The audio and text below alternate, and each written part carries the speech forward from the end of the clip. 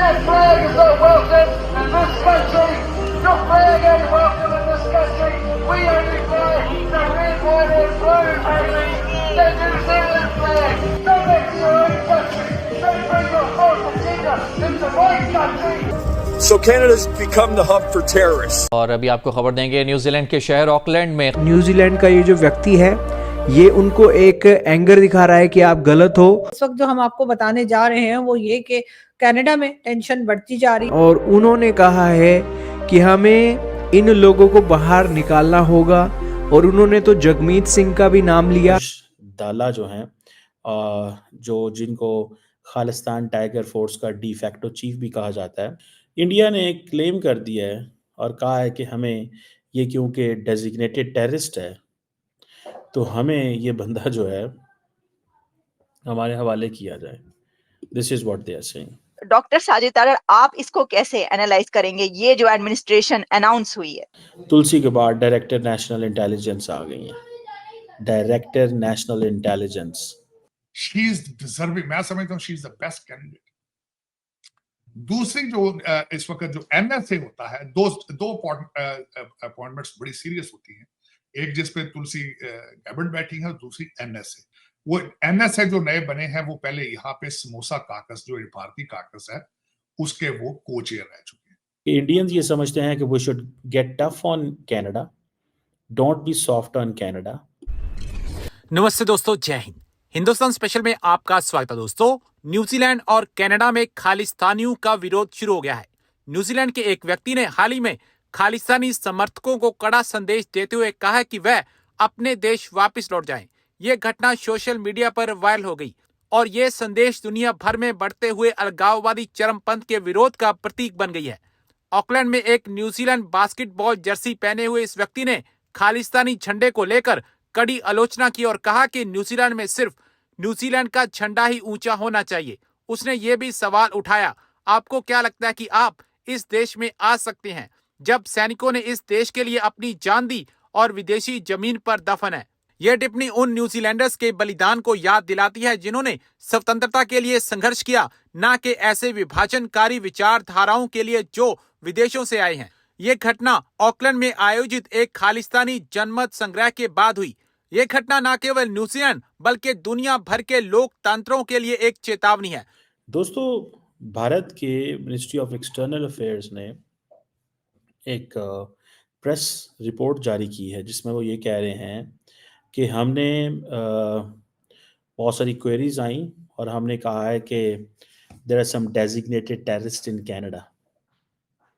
ये रणधीर जायसवाल, श्री रणधीर जायसवाल ने ये कहा, स्पोक्स पर्सन है एमईए के। उन्होंने कहा है जी कि कनाडा के अंदर ये हमें पता चला है कि अर्श सिंह गिल एलियस अर्श दाला जो हैं जो जिनको खालिस्तान टाइगर फोर्स का डी फैक्टो चीफ भी कहा जाता है, हमें ये पता चला है कि कैनेडियन प्रेस जो है वो इसके ऊपर बात कर रही है और सुनने में ये भी आया कि ओंटारियो की एक कोर्ट है उसने इस केस के ऊपर हियरिंग भी शुरू कर दी है। इंडिया ने क्लेम कर दिया है और कहा है कि हमें ये क्योंकि डेजिग्नेटेड टेररिस्ट है तो हमें ये बंदा जो है हमारे हवाले किया जाए। This is what they are saying. So या एक्स्ट्राडाइट करें या डिपोर्ट करें, ये है इंडिया का एक पोजीशन। ये जो अर्श दाला है ये बेसिकली इसके ऊपर 50 केसेस है मर्डर के, अटेम्प्ट टू मर्डर के, extortion, terrorism, this and that के, और इसके ऊपर रेड कॉर्नर नोटिस भी इशू हुआ है और इसको डेजिग्नेट किया गया था एज एन इंडिविजुअल टेररिस्ट 2023 में और गवर्नमेंट ऑफ इंडिया ने इसके ऊपर गवर्नमेंट ऑफ से ये रिक्वेस्ट भी की थी कैनेडियन अथॉरिटीज से, बट डिक्लाइन कर दी गई थी। आज इंडिया ने ये क्यों किया? अब इंडिया ये भी कहता है कि हमने एक सेपरेट रिक्वेस्ट भेजी थी कनाडा को under the mutual legal assistance treaty के तहत कि जो अर्श दाला है सस्पेक्टेड रेजिडेंशियल, उसका जो एड्रेस है, उसकी financial transactions, movable immovable property जो है, मोबाइल नंबर्स जिसे वो कहते हैं ना, हर चीज़ है, सो जो कनाडा का डिपार्टमेंट ऑफ जस्टिस है उसे कहा है कि वो भी हमें इंफॉर्मेशन दे। 90 केसेस, अल कपोन से ज्यादा केसेस। इसके बावजूद जो है वो 7 स्विंग स्टेट थी, सातों की सातों डोनाल्ड ट्रंप का साहब की तरफ गई, तो लोगों ने उनको मैंडेट दिया कि we want this country to survive, we want to see this country survive. उनके पास मैंडेट है, ठीक। और मैंडेट वही डिलीवर अच्छा करेंगे जो उनको समझ, जो उनकी चीजों को समझ। आगे एक थोड़ा लास्ट पॉइंट, उसमें आलिया इस वक्त जो सेंसिटिव अपॉइंटमेंट्स हैं वो क्या होगी, सीआईए की अपॉइंटमेंट होगी या इंटेलिजेंस एजेंसी होगी। अब मैं बात करना चाहूंगा तुलसी गिलबर्ट जी, यही बात करने लगती है। क्योंकि एग्जैक्टली। हवाई से हैं वो, और पहली हिंदू कांग्रेस वुमन थी वो, और डेमोक्रेट थी, और डेमोक्रेट्स ने उनके ख्यालात की, उनकी चीजों की वजह, वेरी लॉयल, वो भी आर्मी में सर्व, आर्मी में she was colonel at the same time.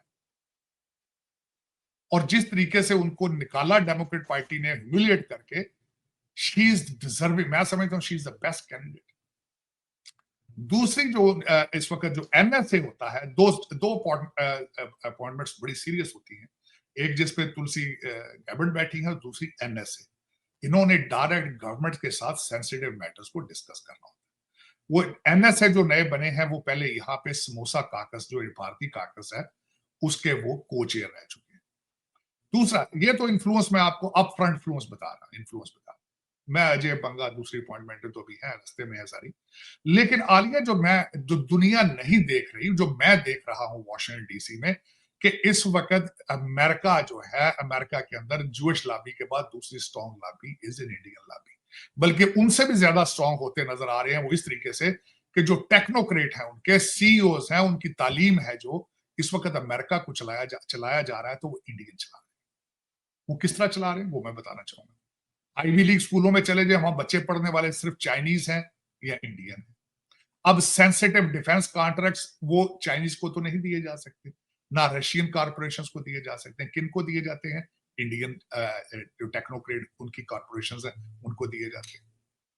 तो दर हकीकत इस वक्त अगर देखा जाए तो हर बड़ी कंपनी जो है वो चला रहे हैं इंडियन टेक्नोक्रेट, अमेरिकन गवर्नमेंट को चला रहे हैं, डिफेंस कॉन्ट्रैक्ट हैं बड़े बड़े सेंसिटिव उनके पास, तो आप उनके इन्फ्लुएंस करना, उसको भी छोड़ दे। जेडी वाइस जो है, जो इस वक्त सबसे बड़े स्ट्रॉन्ग, उनकी उषा वाइफ, उनकी वाइफ भारतीय, ऋषि सोनक की वाइफ का प्रोफाइल आप पढ़ के देख लें, उनका प्रोफाइल क्या। तो दर हकीकत ये बात आपकी बिल्कुल ठीक है कि भारत के साथ रिलेशनशिप मजीद स्ट्रॉन्ग होंगे इनके, इसमें कोई शक नहीं। दोनों पार्टीज के अंदर, डेमोक्रेट पार्टी और रिपब्लिकन पार्टी के अंदर बड़े बड़े स्ट्रॉन्ग इंडियन है। अमेरिका के अंदर पॉलिटिक्स दो चीजों से होती है, या पैसे से होती है या वोट्स के साथ होती है। उनके पास वोट भी काफी ज्यादा है मुसलमान या दूसरे लोगों से। हाँ, पैसा भी वो खुल के लगाते हैं क्योंकि पैसा है ही उनके पास।